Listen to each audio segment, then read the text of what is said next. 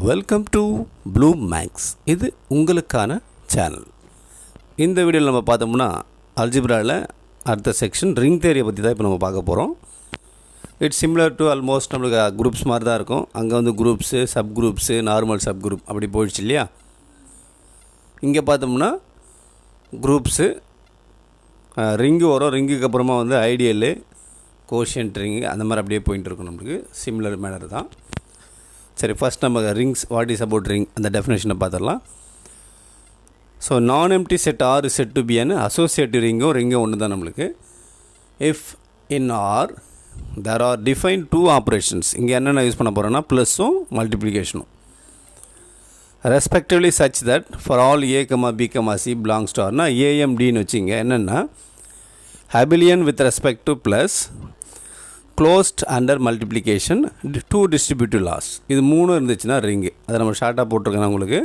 AMD ப்ராக்கெட்டில் C போட்டுங்க. அந்த மூணு ஆப்ரேஷன் இது தான். ஃபஸ்ட்டு என்ன போட்டிருக்கேன்?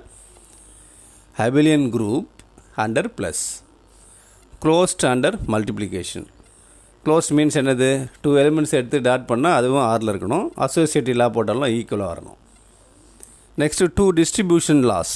என்னது? ஏ டாட் பி ப்ளஸ் சியும் A dot B plus A dot C, B plus C dot A equal to B dot A plus C dot ஏன்னு வரும் இல்லையா. ஸோ இந்த மூணு கண்டிஷன் இருந்துச்சுன்னா நமக்கு வந்து ரிங் தியரியில் வந்து ரிங்குன்னு சொல்லலாம். அடுத்து 102 பாயிண்ட் பார்த்தோம்னா ring with unit element. Ring with unit element ஒன்றும் இல்லை, நம்ம ஐடென்டிட்டி கண்டிஷன் இருக்குது இல்லையா. 1 ஆரில் இருக்கணும். A dot 1 into 1 dot A equal to ஏன்னு வரும். That is ring with unit element. Ring with unit element. அதுக்கப்புறமா கம்யூட்டேட்டிவ் ரிங்குன்னு சொல்லுவாங்க. கம்யூட்டேட்டிவ் ரிங்குன்னு ஒன்றும் இல்லை. ரிங்கு நம்ம மேலே சொன்ன கண்டிஷன் என்னது? ஹபிலியன் குரூப் அண்டர் ப்ளஸ்ஸாக இருக்கணும். Closed under multiplication, two distribution laws hold பண்ணியிருந்து, ப்ளஸ் கம்யூட்டேட்டிவ். கம்யூட்டேட்டிவ் என்னது? A dot B equal to B dot A for every A comma B belongs to R. அது வந்துச்சுன்னா கம்யூட்டேட்டிவ் ரிங்கு இருக்குதுன்னு அர்த்தம் நம்மளுக்கு. 104 அந்த பாயிண்ட்டை பார்த்தோம்னா ரொம்ப இம்பார்ட்டன்ட் பாயிண்ட்ஸ் தான். என்னென்னா ஃபீல்டு நம்ம இங்கே இன்ட்ரடியூஸ் பண்ணுறோம். ரிங்கை ஆல்ரெடி இன்ட்ரடியூஸ் பண்ணியாச்சு. ஃபீல்டு என்ன அப்படின்னு சொல்லிட்டு பார்த்தீங்கன்னா two, that is the non zero elements of R form an abelian group under multiplication. அதாவது நான் ஜீரோ எலிமெண்ட்ஸாக இருக்கிற ஆறு என்னவா ஃபார்ம் ஆகுது? அபிலியன் குரூப்பாக ஃபார்ம் ஆச்சுன்னா அண்டர் மல்டிப்ளிகேஷனை it is set to be a field. So since it has only finite number of எலிமெண்ட்டாக இருந்தால் it is a finite field. Infinite number of எலிமெண்ட்ஸாக இருந்தால் இன்ஃபைனைட் ஃபீல்டுன்னு சொல்லலாம். புரியுதுங்களா? அதாவது non zero elements of R form an abelian group under multiplication, that is a field. ஒரு சின்ன நோட்டு ஒன்று பார்த்துக்கலாம். நீங்கள் அடிக்கடி தேவைப்படுது note.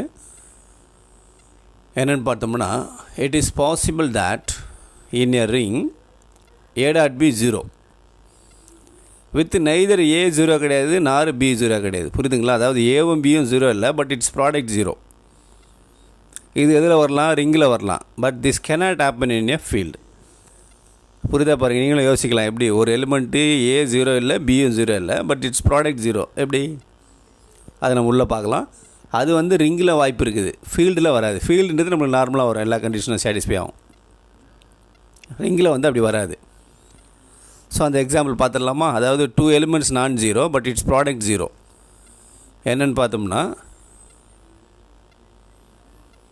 R is the set of integers mod 6 under addition and மல்டிப்ளிகேஷன்னா mod 6. mod 6 நம்ம என்ன பண்ணுவோம்? இப்போ 2 எலிமெண்ட்டை ப்ளஸ் பண்ணுறோன்னு வச்சிங்களேன். 1 + 3 எவ்வளோ வரும்? 4. ஸோ 4 அப்படியே வந்துடும். இப்போ 1 + 5 பண்ண எவ்வளோ? 6 வரும். பட் mod 6ன்றதுனால 1 + 5 = 0ன்னு போட்டுருவோம். கரெக்டாக? இங்கே பாருங்கள், R is a set of integers mod 6 under addition and multiplication mod 6. If you denote the elements என்னது இப்படி போட்டுடுறோம். இப்போ 1 சி தட் என்ன பண்ணுறோம்? 2.3 என்ன வரும்? 6 வரும். பட் mod 6 மல்டிப்ளிகேஷன்றதுனால டிவிசிபிள் ஆகிடும் உங்களுக்கு ஆக்சுவலாக. அப்போ 0 மட்டும் வருமா, ரிமைண்டர் வராது. பார்த்தீங்களா? 2 0 கிடையாது, 3 0 கிடையாது, பட் இட்ஸ் ப்ராடக்ட் 0. புரியுதுங்களா? ஸோ இதுதான் நம்மளுக்கு வந்து ரிங்கில் இருக்குது, பட் ஃபீல்டில் வராது. ஞாபகம் வச்சுங்க. இப்போ அதே மாதிரி தான் நம்ம ஒரு இம்பார்ட்டன்ட் டெஃபினேஷன், இது அடிக்கடி கேட்கக்கூடிய டெஃபினேஷன்ஸ். இது நல்லா நீங்கள் பார்த்துக்குங்க. என்னன்னு பார்த்தீங்கன்னா ஒரு ரிங் இருக்குது. A ring in which non-zero elements form a group is called a division ring or skew field. அதாவது non-zero elements ரிங்குக்குள்ளே ஒரு குரூப் ஃபார்ம் ஆச்சுன்னா it is a division ring or skew field. Very important definition.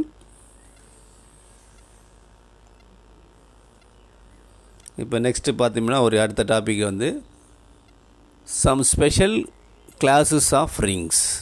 Some special classes of ring. அந்த ரிங்கில் special class என்னென்னு பார்த்தீங்கன்னா zero divisor. So very important definition. இதுக்கு முன்னாடி சொன்னேன் இல்லையா, அதாவது ரெண்டு element non zero but its product zero. இதுதான் ஜீரோ டிவைசர். அது இதுக்குள்ளே கம்யூட்டேட்டிவ் ரிங்குக்குள்ளே if R is A commutative ரிங்குனா அதுலேருந்து ரெண்டு எலிமெண்ட் எடுக்கிறோம், non zero element, but it product zero. புரியுதுங்களா? That is a zero divisor. அதுக்கப்புறமா ஜீரோ டிவைஸருக்கு அப்புறமா இன்டெக்ரல் டொமைனை நம்ம இன்ட்ரடியூஸ் பண்ணுறோம். இன்டெக்ரல் டொமைன்னா ஒன்றும் இல்லை, இதுக்கு முன்னாடி நம்ம அந்த ஜீரோ டிவைசர் போட்டோம் இல்லையா, அதாவது ஜீரோ டிவைசர் என்னது, ஏ ஜீரோ கிடையாது, பி ஜீரோ கிடையாது, பட் இட்ஸ் ப்ராடக்ட் ஜீரோ இல்லையா. அந்த கம்யூட்டேட்டிவ் ரிங்குக்குள்ளே என்ன இருக்கக்கூடாது, it has no zero divisor இருந்துச்சுன்னா it is a integral domain. புரியுதா பாருங்கள்? கம்யூட்டேட்டிவ் ரிங்காக இருந்து அது என்ன இருக்கக்கூடாது, அதுக்கு no zero divisor. No zero டிவைசர்னு ஒன்றும் இல்லை. ஜீரோ டிவைசர் என்ன சொன்னோம், ஏவும் பியும் ஜீரோ கிடையாது, பட் இட்ஸ் டாட் ஜீரோ. அப்போ நோ ஜீரோ டிவைசர்னால் normal condition any one of them must be zero, its product equal to ஜீரோன்றது தான் no zero divisor. So no zero divisor இருந்துச்சுன்னா it is a integral domain. A commutative ring is an integral domain சொல்லணும்னா it has no zero divisor. புரியுதுங்களா? ஏன்னா நம்ம அடிக்கடி வரும் theorem பார்த்து வச்சிங்க நல்லது. அதுக்கப்புறமா a ring is set to be a division ரிங்னா இப்போ தான் பார்த்தேன் இல்லையா, அதை இன்னும் ஃபார்முலா கொடுத்துறேன் நான். A ring is set to be a division ரிங்னா if it is non zero elements form a group under multiplication. ஒரு ரிங்கு டிவிஷன் ரிங் சொல்லணும்னா non zero elements form a group with respect to multiplication. அதுக்கப்புறமா a field is a commutative division ring. ஃபீல்டாக இருந்தால் ஆட்டோமேட்டிக்காக commutative division ring ஆகிடும். 110 வந்து இந்த pigeonhole principal வந்து எப்போயாவது கேட்கலாம். ஜஸ்ட் அந்த பிரின்சிபலுடைய கான்செப்ட் மட்டும் பார்த்து வச்சுங்க. அதாவது N object distributed over M places. இந்த போஸ்ட்மேன் தான் ஆக்சுவலாக தபால் கொண்டு போய் கொடுப்பார் இல்லையா, அதுதான் எக்ஸாம்பிளாக சொல்லுவாங்க. ஜஸ்ட்டு பார்த்துங்க, அது ஒன்றும் பிரச்சனை இல்லை. N objects are distributed over M places. N M விடைக்கு பெருசாக இருக்கும். அது சம் பிளேசஸில் என்ன ஆகும்னா ரிசீவ் அட்லீஸ்ட் 2 ஆப்ஜெக்ட்ஸ்னு வரும். சரிங்களா? இப்போ ஒன்றும் இல்லை, நம்மளுக்கு ஆக்சுவலாக அந்த இவர் போஸ்ட்மேன் என்ன பண்ணுவார்னா டிஸ்ட்ரிபியூட் பண்ணுறதுக்கு ஸ்கொயராக பாக்ஸ் வச்சுருப்பாங்க. ஃபார் எக்ஸாம்பிள் ஒரு 10 பாக்ஸ் தான் இருக்குதுன்னு வச்சிங்களேன், 10 ஏரியாவுக்கு 10 தெருவில் இருக்கக்கூடிய பாக்ஸு. பட் லெட்ரு வந்து 20 லெட்ரு வருது. அப்போ கண்டிப்பாக என்ன ஆகும், அந்த 10 ஸ்ட்ரீட்டில் மேபி ரிப்பீட்டட் தபால்ஸ் வரலாம் இல்லையா. புரியுதுங்களா? அதாவது 10 ஸ்பேஸ் வச்சுருப்பாங்க 10 தெருவுக்கு பாக்ஸு. லெட்டர் வந்து ஒரு 20 வந்திருக்குன்னு வச்சுப்போம். ஸோ அப்போ ஆப்ஜெக்ட்ஸ் தான் நம்மளுக்கு என் டிஸ்ட்ரிபியூட்டட் ஓவர் எம் பிளேசஸ். 20 தபால் வந்திருக்கு 10 தெருவுக்கு. இல்லைனா 10 வீடு கூட வச்சுக்கலாம், நீங்கள் 10 ஸ்ட்ரீட்ஸே வச்சுங்க. அப்போ என்ன ஆகுன்னு பார்த்தீங்கன்னா அந்த 20 தபாலில் போஸ்ட்மேன் என்ன பண்ணுவார்னா கொடுக்கும்போது கண்டிப்பாக என்ன ஆகும், சில இடங்களில் வந்து ரிப்பீட்டேஷன் வரும். சில தெருவில் என்ன ஆகும் 3 லெட்ரு போவோம், சில தெருவில் 5 போகலாம். At least some place receive at least 2 objects. இதுதான் வந்து இந்த பிஜிஆன் ஹோல் பிரின்சிபல் சொல்லுவாங்க. Next 111 is very important. என்னென்னா a finite integral domain is a field. ஞாபகம் வச்சுங்க, finite integral domain is a field. அப்புறம் any field is a finite integral domain. புரியுதுங்களா? அடுத்த டெஃபினேஷன் வரும். Finite integral domain is a field, any field is a finite integral domain அப்படின்னு வரும் அடுத்த statement. இது ஞாபகம் வச்சுங்க, a finite integral domain is a field. அடுத்து 112 பார்த்தீங்கன்னா இம்பார்ட்டன்ட் பாயிண்ட்ஸ் தான். என்னென்னு பார்த்தோம்னா if P is a prime number then JP the ring of integer mod P is a field. P வந்து prime நம்பராக இருக்குது, JPன்றது என்னது ring of integers mod P இருந்தால் it is a field. சரிங்களா? அடுத்து பார்த்தோம்னா கேரக்டரிஸ்டிக் ஜீரோ அப்படின்னு சொல்லுவாங்க. கேரக்டரிஸ்டிக் ஜீரோன்னு ஒன்றும் இல்லை, இந்த MA = 0 ஞாபகம் வச்சிங்க. An integral domain D is said to be characteristic 0 if the relation MA = 0 where A 0 கிடையாது is in D and where M is an integer can hold only if M = 0 இருக்கும். ஞாபகம் வச்சுங்க. இதில் வந்து அடுத்த டெஃபினிஷன் பார்த்தோம்னா integral domain D is said to be a finite characteristics if there exists a positive integer M. அதே மேலே சொன்ன டெஃபினிஷன் தான் இது. இன்டெக்ரல் டொமைனில் போடுறோம், அதுவும் இன்டெக்ரல் டொமைன் தான். அது வந்து வெறும் கேரக்டரிஸ்டிக்ஸ் 0, இது ஃபைனைட் கேரக்டரிஸ்டிக்ஸ். சரிங்களா? ரெண்டுத்துக்கு ஆல்மோஸ்ட் டெஃபினேஷன் ஒரே மாதிரி தான் இருக்கும். MA = 0 இருக்கும். அங்கே வந்து என்ன சொல்கிறோம், A is not equal to 0ன்னு சொல்லியிருப்போம். இந்த இடத்துல வந்து A வந்து ஒரு பாசிட்டிவ் இன்டிஜர் M. சரிங்களா? அடுத்த டெஃபினேஷன் வந்து இந்த பூலியன் ரிங்கு. ஆல்ரெடி உங்களுக்கு இதில் கூட நான் போட்டிருப்பேன், இந்த இதில் நான் மல்டிபிள் சாய்ஸ் கொஸ்டின்லேயும் போட்டிருப்பேன். பட் இந்த சாப்டருடைய கொஸ்டின் இது. If every x belongs to R satisfies x square equal to x. இந்த ஈக்குவேஷனில் ஞாபகம் வச்சுங்க, x square equal to x வந்துச்சுனாலே ஆட்டோமேட்டிக்காக it is A commutative. In addition it is A Boolean ring. ஞாபகம் வச்சுங்க, ரெண்டுமே ஆப்ஷனில் இருந்தால் நீங்கள் பூலியன் ரிங்கே போடுங்க. ஏன்னா ring in which x square equal to x for all elements is called a boolean ring. Automatically its also கம்யூட்டேட்டிவாக வரும். சரிங்களா? 116 பார்த்தீங்கன்னா if D is an integral domain and D is of finite characteristics then the characteristic of D is a prime number. முன்னாடி ஒன்று JP ஒன்று போட்டோம்ல, அதே தான் இங்கேயும். ஸோ அதுக்கப்புறம் 117 சொன்னோம் இல்லையா, ஆல்ரெடி முன்னாடி என்ன பார்த்தோம், a finite integral domain is a fieldன்னு பார்த்தோம். பட் இந்த இடத்துல any field is an integral domain. ஞாபகம் வச்சுங்க, ஏன்னா ஃபீல்டு வந்து பெருசு நம்மளுக்கு. அப்போ ஃபீல்டாக இருக்கும்போது ஆட்டோமேட்டிக்கலாக இன்டெக்ரல் டொமைன். பட் இன்டெக்ரல் டொமைன்ன்றது it has no zero divisor தானே, ஒரு சின்ன கண்டிஷன். அதனால் any field is an integral domain. a finite integral domain is a field. if and only if மாதிரி வரும், பட் கிடையாது. நெக்ஸ்ட்டு ஹோமோமார்பிசம் குரூப் தியரியில் பார்த்தேன் இல்லையா, குரூப் தியரியில் பார்த்து அதே ஹோமோமார்பிசம் என்ன பண்ண போகிறோன்னா இங்கே நம்ம ரிங்குக்கு பார்க்க போகிறோம். ஸோ ஹோமோமார்பிசம் அப்படின்னா என்ன பார்த்தாங்க, phi from G to G டேஷ்னு சொன்னோம் இல்லையா, இங்கே அதே மாதிரி தான் என்ன பண்ணுறோம், phi from R to R டேஷ். அங்கே குரூப்ஸில் போட்டோம், இங்கே ரிங்ஸில் போடுறோம். கண்டிஷன் என்னென்னு பார்த்தீங்கன்னா phi of A + B = phi of A + phi of B. ஸ்ப்ளிட்டில் ப்ளஸில் எப்படி ஸ்ப்ளிட் ஆகும், ப்ராடக்ட்டில் phi of AB = phi of A phi of B for every A, B. அங்கே R, அங்கே Gன்னு சொல்லுவோம், இங்கே Rன்னு சொல்கிறோம். That's all. 119 பாயிண்ட் பார்த்தோம்னா ஹோமோமார்பிசமாக இருந்துட்டு kernel of phi. So kernel of ஃபைனா என்ன பார்த்துருப்போம் நம்ம, G டேஸில் ஜியில் ஒரு எலிமெண்ட் எடுத்தோம்னா phi of G phi of A equal to என்ன வரும்னா E டேஷ்னு போட்டிருப்பாங்க. That is identity element in G dash. இந்த இடத்துல என்ன வரும் பார்த்தீங்கன்னா I ஆஃப் பைன்னு சொல்கிறாங்க. அதை அந்த செட் ஆஃப் எலிமெண்ட்ஸ் எல்லாம் எப்படி வருது, பை ஆஃப் A = 0ன்னு வருது. அந்த 0 எதனுடைய எலிமெண்ட்டு, R டேஷ்னுடைய எலிமெண்ட். ஞாபகம் வச்சுங்க. So next if phi is a homomorphism of R into R டேஷ்னா with kernel I of phi எப்படி வரும், I ஆஃப் ஃபை இந்த ரெண்டு கண்டிஷன் சாட்டிஸ்ஃபை ஆகும். என்னென்ன கண்டிஷன்னா I of phi is a subgroup of R under plus வந்துடும். அப்புறம் A belongs to I of phi எடுத்தோம்னா R belongs to R, then both AR and RA in அந்த kernel I of ஃபைல வந்துடும். That is என்ன மீனிங்னா AR belongs to I of phi and RA belongs to I of phi. Next isomorphism already குரூப்பில் பார்த்த இது தான். இங்கே homomorphism of R into R dash set to be ஐசோமார்பிசம்னா if it is a 1-to-1 மேப்பிங்காக இருக்கணும் வித் ஹோமோமார்பிசம். அதுதான் நமக்கு வந்து ஐசோமார்பிசம் சொல்லுவோம் இல்லை. ஐசோமார்பிசம்னா ரெண்டு கண்டிஷன். நெக்ஸ்ட்டு 122 பாயிண்ட் பார்த்தோம்னா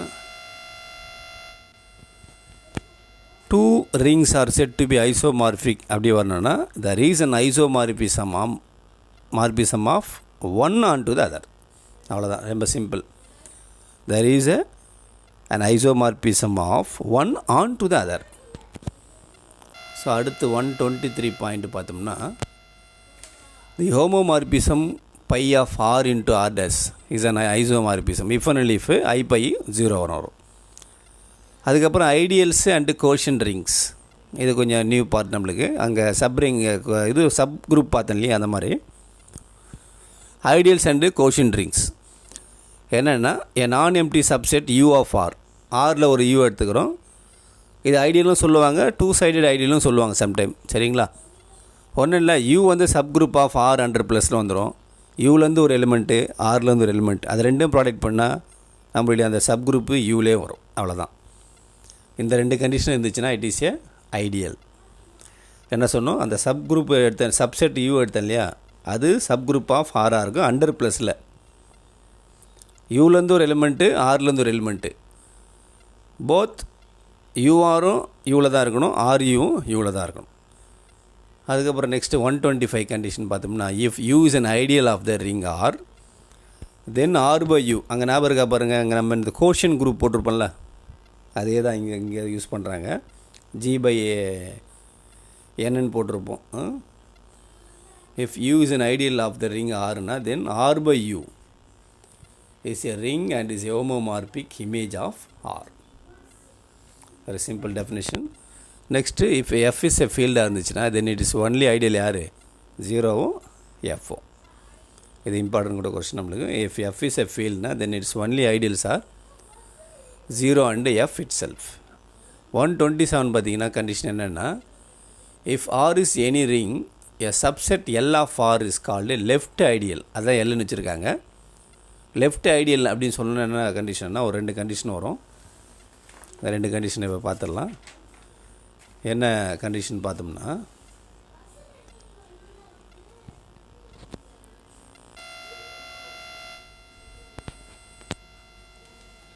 என்ன கண்டிஷன் சரிதா பார்த்துங்க. L is a subgroup of R under plus. சரிங்களா? அப்புறம் ஆர்லேருந்து ஒரு எலிமெண்ட்டு, எல்லேருந்து ஒரு எலிமெண்ட், அது ரெண்டும் ப்ராடக்ட் பண்ணாலும் எல்லில் வரணும். ஸோ இதுதான் நமக்கு வந்து right ideal, sorry left ideal. இப்போ இதே மாதிரி நான் என்ன பண்ணுறோம், R is a subgroup of capital ஆர்னு எடுத்துக்கிட்டோம். ஸ்மால் ஆர் வந்து கேபிட்டல் ஆர் எடுக்கிறோம், ஏ வந்து ஆரில் எடுத்தோம்னா ஏஆர் பிலாங்ஸ் டு ஆர்னு வந்துச்சுன்னா it is a right ideal. அதான் similarly one can similarly define right ideal போட்டிருக்கு, அதை பார்த்துங்க.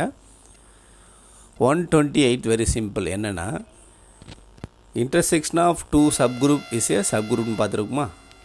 இன் சிமிலர் மேனர் இந்த இடத்துல என்ன வரும்னா, the intersection of two left ideals of R is a left ideal. சரிங்களா? நெக்ஸ்ட் இந்த பூலியன் ரிங்கு பார்த்த மாதிரியே ஒரு ப்ராப்பர்ட்டி. பூலியனில் என்ன பார்த்தோம், ஆர்ஸ் எக்ஸ் ஸ்கொயர் ஈக்குவல் டு எக்ஸ்ன்னு பார்த்தோம். இங்கே பார்த்தீங்கன்னா R be a ring in which X cube equal to X then R is a commutative. அங்கேயும் அது R is a commutative ring தான். இதில் எக்ஸ் ஸ்கொயர் ஈக்குவல் டு எக்ஸும் கம்யூட்டேட்டிவ் ரிங்கு தான், எக்ஸ் கியூப் ஈக்குவல் டு எக்ஸும் கம்யூட்டேட்டிவ் ரிங்கு தான். சரிங்களா? So இந்த டெஃபினேஷன்ஸ்லாம் கொஞ்சம் நல்லா பார்த்துங்க. நோட்ஸு, ரிமார்க்ஸ், சேரம்லாம் வருது நம்மளுக்கு. இதில் முடிஞ்ச வரைக்கும் அல்ஜிப்ரா கொஞ்சம் முடிச்சிடலாம். இதில் பாயிண்ட்ஸ் நீங்கள் ஃபுல்லாக பார்த்தீங்கன்னா அதில் இம்பார்ட்டன்ட் பாயிண்ட்ஸ் கூட பார்த்துக்குங்க. உங்களுக்கு எது பிடிக்குதோ அது பார்த்துக்கலாம். வீடியோஸ் நம்ம அப்லோட் பண்ணிக்கலாம். உங்களுக்கு இந்த வீடியோ பிடிச்சிருந்துன்னா லைக் பண்ணுங்கள், ஷேர் பண்ணுங்கள், கூடவே பெல் ஐக்கானை ப்ரெஸ் பண்ணுங்கள். இன்னொரு வீடியோவில் நம்ம பார்க்கலாம்.